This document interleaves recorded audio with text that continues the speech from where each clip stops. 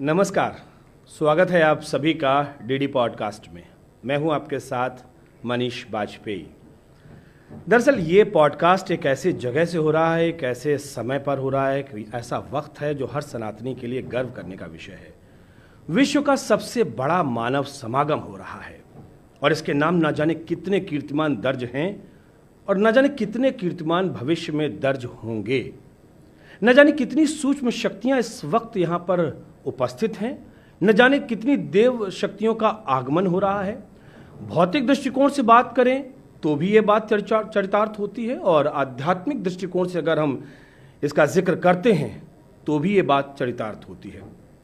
और ऐसे वक्त में हमारा ये कर्तव्य बनता है नैतिक रूप से कि इन तमाम दिव्य शक्तियों से, इन तमाम विभूतियों से हम आपका समागम करवाएं, क्योंकि ये संगम है।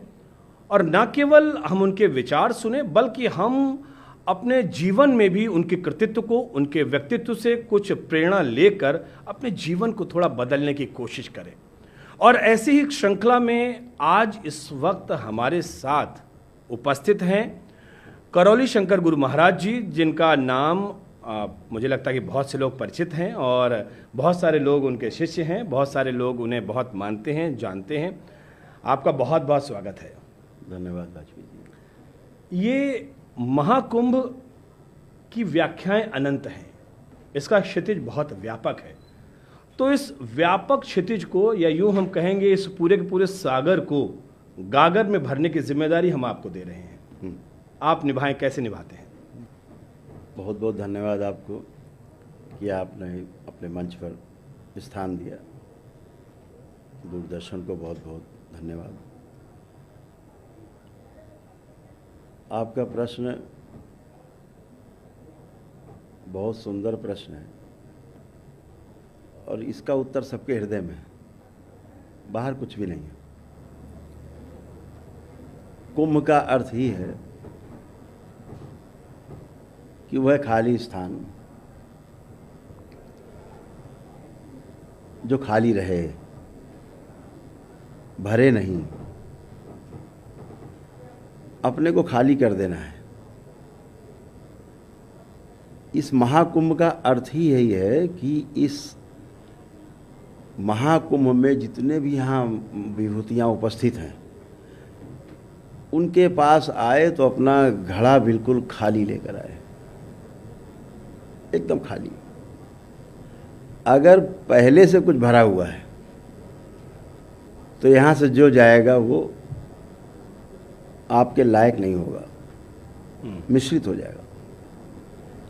इस महाकुंभ में आना है तो घड़ा खाली लेके आना है और यहाँ से भर के जाना है। तो खाली क्या करना है? महापुरुष बार बार कहते हैं, अपना अहंकार, अपना मोह, अपना तमाम जो भौतिकता है, बढ़ी हुई अपनी इच्छाएं हैं, तमाम विचार हैं, जंगल है विचारों का, इनको सबको तिरोहित करना है, खाली करना है।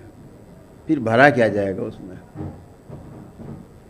फिर उसमें अपने आप सुख और समृद्धि, पूरा जीवन उत्सव जी समझ में आएगा। अगर सुख और समृद्धि है तो पूरा जीवन उत्सव में बीतेगा। इसके कई नियतार्थ हैं। पॉडकास्ट चूंकि हम लोग कर रहे हैं और यहाँ बहुत दिल की बातें होती हैं, बहुत ज़्यादा औपचारिकता नहीं होती। यहाँ पर हमारे महान ऋषि और तमाम महान विभूति ये कहते रहे हैं कि यहाँ पर सर्वस्व दान कर देना है। यहाँ पे लोग दान करने की भावना से आते हैं, देने की भावना से आते हैं, लेने की भावना से नहीं आते हैं। तो जो अभी बात आप कह रहे थे उसमें कुछ मुझे थोड़ा सा विरोधाभास नजर आ रहा है। दूसरी चीज, कहीं ना कहीं जो मुझे लगता है वो ये है कि जो हमारे जबान पर है, जो हमारे मुंह में है, वो हमारे हृदय में नहीं है। ठीक बात। ये भी दोनों चीजें हैं। इन दोनों थोड़ा विरोधाभास जो मेरे मन मस्तिष्क में है उसको जरा क्लियर करें, फिर हम लोग आगे बात करते हैं।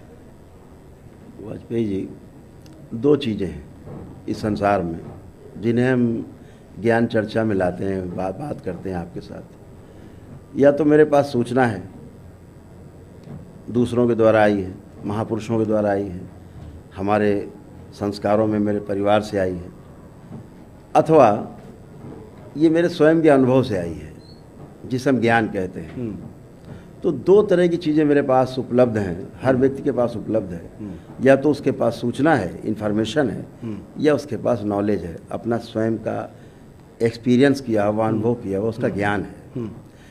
जब हम सूचना से संबंधित बात करते हैं तो निश्चित रूप से वो खोखली होती है। अभी तक के जितने भी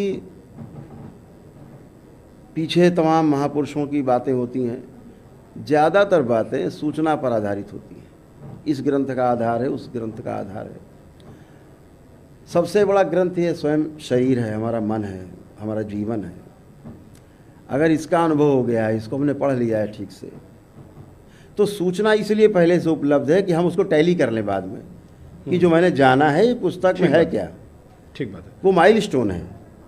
अगर हम पुस्तक से आते हैं तो भी रास्ता है। बहुत सीधी सीधी सी बात यह है कि महाकुंभ का महात्म्य सीधे सीधे मुझे बताएं 2-3 लाइनों में, मतलब जिसको कहते हैं crux of the whole festival. Mahakumbh का मैंने जैसे आपसे कहा, अनुभव का स्थान है ये अनुभव का महाकुंभ है। सूचना छोड़ करके आनी है। मैंने पहले ही कहा, आपका जो घड़ा भरा हुआ आपको दिख रहा है वो सूचना से भरा हुआ है, उसको उड़ेल देना है, खाली कर देना है और अनुभव के सागर में गोते लगाना है। ठीक है, इस महाकुंभ में करना क्या है? इस महाकुंभ में अपने को छोड़ देना है, अपनापन छोड़ देना है, जो हमने अपने को मान रखा उसे छोड़ देना है। लेकिन यहाँ तो चारों तरफ अपनाहीपन है। हम जब धर्म के बारे में चर्चा करते हैं तो धर्म को हम व्यवस्था ही कहते हैं। धर्म का अर्थ ही व्यवस्था है और व्यवस्था को समझ लेना पहले, फिर व्यवस्था को समझ करके व्यवस्था के अनुरूप जीना, इससे सुख निकलेगा। और ये जो सुख होगा ये निरंतर सुख हो सकता है, कंटिन्यू हैप्पीनेस हो सकती है। लेकिन अगर सूचना के आधार पर चलेंगे तो कभी सुख, कभी दुख, कभी दुख, कभी सुख चलेगा। एक चीज़ मुझे ये बताइए, आपने अभी अभी कहा जो कुछ है वो ये है, अभी आपका ये पूरा भाव भंगिमा थी, तो मैं ये मानता हूँ कि मनीष बाजपेयी को अगर कोई सबसे अच्छी तरीके से जानता है तो वो स्वयं मनीष बाजपेयी जानता है।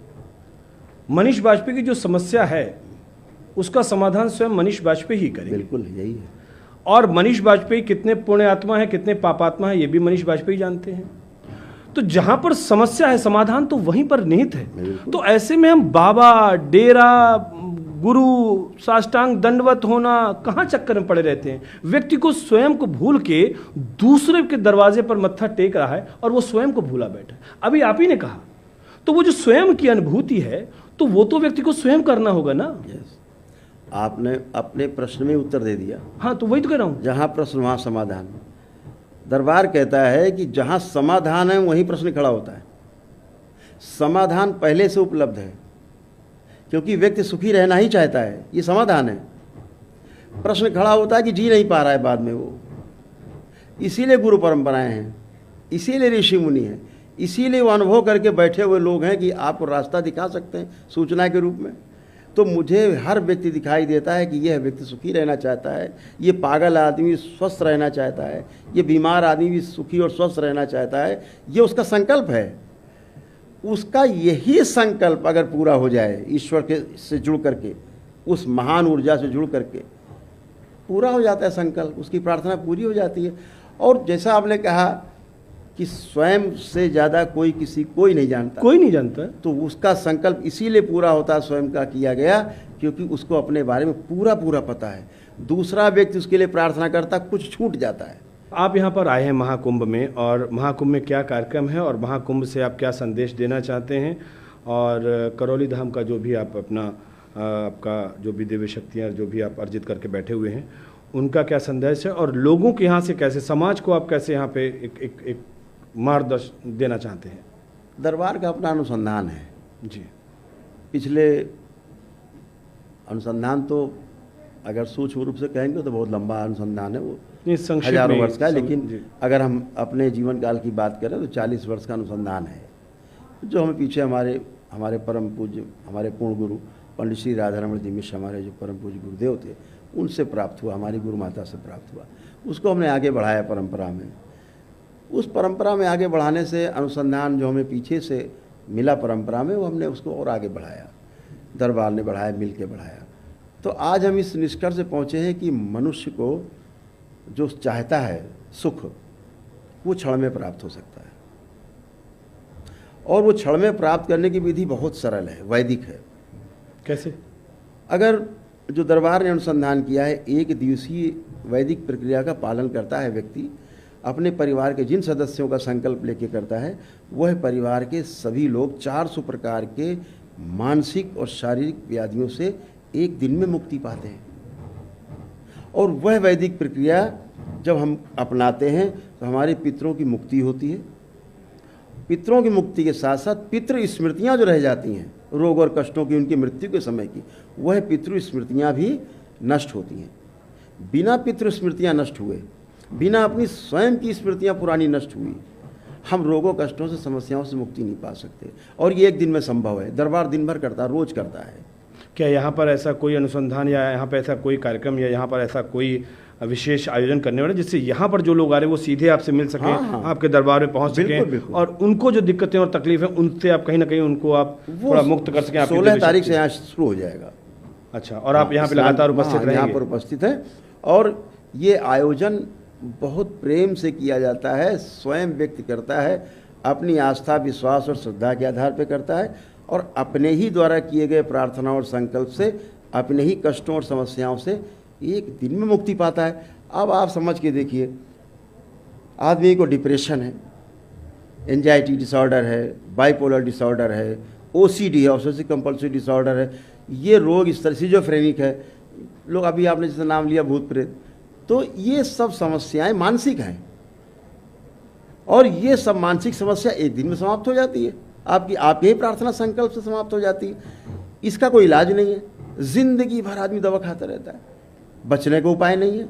जिंदगी भर वो करता रहता है, वो एनर्जी है, वो अगली पीढ़ी में ट्रांसफर हो जाती है, फिर अगली पीढ़ी चलती कूदती रहती है। चलिए, तो जो दर्शक इस समय में देख रहे हैं उनके लिए हम जरूर मुखातिब होकर कहते हैं कि 400 प्रकार के रोग, ऐसा करौली धाम सरकार के जो गुरु महाराज हमारे साथ बैठे हुए हैं वो ये कह रहे हैं और एक दिन में ख़त्म भी करेंगे। तो 16 तारीख से लगातार यहाँ पे आयोजन चल रहा है, तो आप ज़रूर आएँ और इस स्वास्थ्य लाभ कह लीजिए, आपका अपना परिवार की शांति कह लीजिए, तो ज़रूर आप यहाँ पर आएँ। एक चीज़ और हम जानना चाहेंगे, इस पूरे महाकुंभ के बहुत सरकार ने बहुत बेहतरीन सुविधाएं दी हैं, हर जगह पानी, बिजली, आने जाने की रास्ता, रहने का, खाने का, सिक्योरिटी, पूरा महाकुंभ। सरकार के जो प्रयास हैं, जो माननीय मुख्यमंत्री और माननीय प्रधानमंत्री का जो संकल्प रहा है, और मुझे लगता है हर चेहरे पे मुस्कान है, क्योंकि वाकई उसको लगता है कि यार गजब कर दिया मुख्यमंत्री जी ने, या सब लोग प्रेम से उन्हें महाराज जी कहते हैं, बड़ा गजब कर दिया महाराज जी ने। आपका क्या अनुभव है इस पूरे महाकुंभ में विचरण कर रहे हैं, आप देख रहे हैं इन चीज़ों को, क्या अनुभव है आपका? वो वाकई महाराज शब्द के धारण करने लायक हैं, वो महाराज हैं भी। जो व्यवस्था इस महाकुंभ में है, हम लोग तो कल्पना ही कभी नहीं करते थे कि इस तरह की व्यवस्था महाकुंभ में होगी। अनएक्सपेक्टेड, हो ही नहीं सकता था, कभी नहीं हो सकता था। और ये भी एक सृष्टि का ही की इच्छा है, विधि का विधान है कि पूर्ण महाकुंभ के तब ऐसे हमारे मुख्यमंत्री और ऐसे प्रधानमंत्री, स्वयं मुख्यमंत्री ग्रुप बैठे हुए, सारी व्यवस्था उनके हाथ में, जो कहते हैं ना परिंदा नहीं पर मार सकता, उस तरह की अद्भुत व्यवस्था, डिजिटल व्यवस्था पहली बार है। और कोई भटकाव नहीं है। कुंभ में आदमी खोने के लिए आता था, डर तो होता था कि खो जाएंगे जाके, इस बार तो कोई भय ही नहीं है, हर चेहरा मुस्कुराता हुआ है। अभी जरा से कोई मिस हो जाए, 10 मिनट के अंदर अपने माता पिता पहुंच जाएगा पास में। हाँ, डिजिटल खोया पाया केंद्र बना है, एकदम जबरदस्त व्यवस्था है। और जिस जगह हम लोग बात करें, ये डिजिटल अपना पूरा मीडिया सेंटर बना हुआ, जहाँ से हम ये पॉडकास्ट कर रहे हैं। बिल्कुल, वो अद्भुत व्यवस्था है, मतलब जिसको हम कह सकते हैं पूर्ण व्यवस्था। पूर्ण कुंभ में, इस पूर्ण महाकुंभ में पूर्ण व्यवस्था। और इस व्यवस्था को जो समझ लेगा उसको सुख मिलेगा, इस व्यवस्था को जो नहीं समझेगा वो दुखी रहेगा, वो चिल्लाता रहेगा। तो सबसे पहले इस व्यवस्था को समझना है कि इसी प्रकार से स्वयं की व्यवस्था को समझना है और समझ करके जीना है। ऐसा समझ करके जीने से सुख मिलता है, और इस सुख की निरंतरता हो सकती है, और सुख की निरंतरता को ही हम आनंद कहते हैं। दरबार की वैदिक प्रक्रिया के द्वारा आपका भूत और भविष्य दोनों स्तंभित हो जाता है आपकी साधना में, और आप वर्तमान में रह करके नित्य आनंद की अनुभूति करते हैं। एक विचार आपके अंदर न भूतकाल का न भविष्य का आ ही नहीं सकता, असंभव।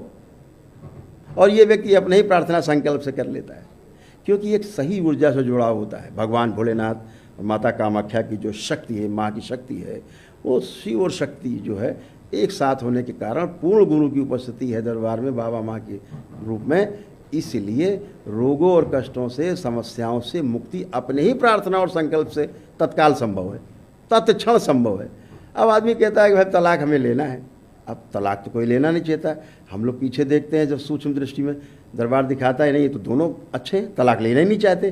और वो स्मृतियाँ जहाँ डिस्ट्रॉय होती हैं वैदिक प्रक्रिया से, दोनों हंस रहे होते हैं खड़े, तलाक चाहिए। अरे नहीं नहीं गुरुजी, हमें क्यों तलाक लेना। साथ उनको लगता अभी आज ही शादी हुई है। तो ये खराब स्मृतियाँ अस्वास्थ्य है, बीमारी है। अगर वो हटा दी जाएँ, उनकी जगह उनकी स्वयं की अच्छी स्मृतियाँ हैं ही, पहले से जीना ही अच्छा चाहते हैं, वो आगे आ जाती हैं और वो सुखी रहते हैं। ये स्मृतियाँ क्या हैं? हाँ, स्मृतियाँ हमारे किए गए कर्मों की स्मृतियाँ हैं। किए गए कर्मों को मतलब इस जन्म में या पिछले जन्म में? पिछले जन्मों के लेकर के आज तक की, क्रियमाण भी और संचित भी, पिछले जन्मों से भी और इस जन्म की भी।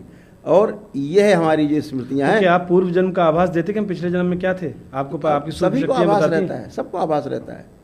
अब मुझे ये पता चलेगा कि मैं पूर्व जन्म में क्या था? बिल्कुल कर सकते हैं आभास। उसकी विधि क्या होगी?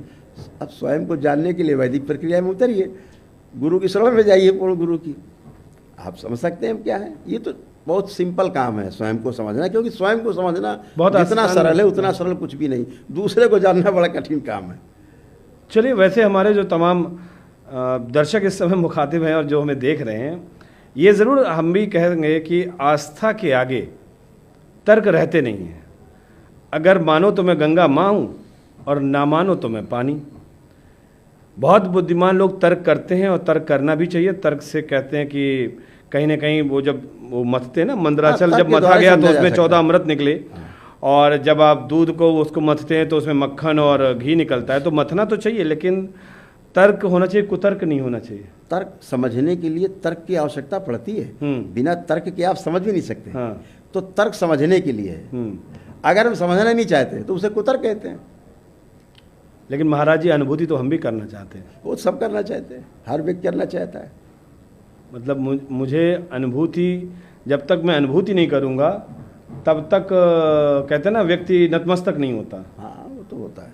आदमी को अपने प्रति नतमस्तक होना चाहिए, अपने से बहुत प्यार होना चाहिए, अपने प्रति बहुत अनुराग होना चाहिए, बहुत ज़्यादा होना चाहिए। जिस दिन आपको अपने से प्यार हो जाएगा उस दिन आप अपने नज़दीक पहुंच जाएंगे। वो तो है वो तो है, मैं ये महसूस करता हूँ, वो तो है। और मैं हमेशा इस बात को कहता हूँ, मतलब कहता ना कि जो आपने बात कही ना कि अगर व्यक्ति को स्वयं से इश्क नहीं है, मोहब्बत नहीं है, तो वो किसी से मोहब्बत नहीं कर सकता। टूल है वो। लोगों के लिए हम ज़रूर ये सवाल कर रहे हैं कि वो महाकुंभ में आए। आपने कहा कि वो घड़ा जो है अपना, हाँ, खाली हो जाएं और तमाम चीज़ों को छोड़ें वो यहाँ पर, वो क्या करें और यहाँ से आप लोगों को क्या संदेश देना चाहते हैं? क्योंकि आप यहाँ पर लगातार मौजूद रहें, तो आपकी तरफ से अपना संदेश कोई हो तो अपने तमाम दर्शकों को अपने आप। इसमें बहुत हम लोग दरबार की ओर से संदेश देना चाहते हैं। ये सार्वभौमिक सिद्धांत है कि हम सुखी रहना चाहते हैं। इसका अर्थ है कि हर व्यक्ति सुखी रहना चाहता है। हम दूसरे के सुख में अड़चन न बने तो यह सबको सुख प्राप्त हो सकता है। दूसरा मेरे सुख में अड़चन न बने तो सुख मुझे प्राप्त हो सकता है। समस्या ये है कि हम अपने दुख से न दुखी होकर के दूसरे के सुख से दुखी हैं।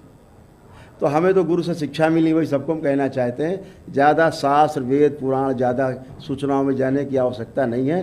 ये 2 लाइन की बात है कि 4 वेद 6 शास्त्र में बात लिखी है दोए, दुख दीने दुख होत है और सुख दीने सुख होए।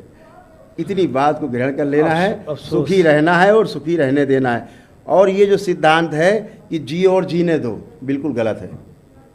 सिद्धांत दरबार का है जीने दो और जियो। पहले जीने देना है, उसमें अपना जीना बनता ही बनता है। तो वैसे तो बहुत सारी बातें कही जा सकती हैं, बुरा जो देखन मैं चला बुरा ना मिला कोई, और जो कर देखा अपना तो मुझसे बड़ा ना कोई। या फिर हम ये भी कहते हैं कि सर्वे भवन्तु सुखिना सर्वे सन्तु निरापदा, वो निरामया। और वो सब चीज़ें इसलिए कहते हैं हम कि जैसा हम व्यवहार अपने लिए चाहते हैं वैसा व्यवहार हम दूसरों के लिए भी करें। लेकिन अफसोस की बात तो ये है कि हम बोलते बहुत हैं, करते कुछ नहीं है।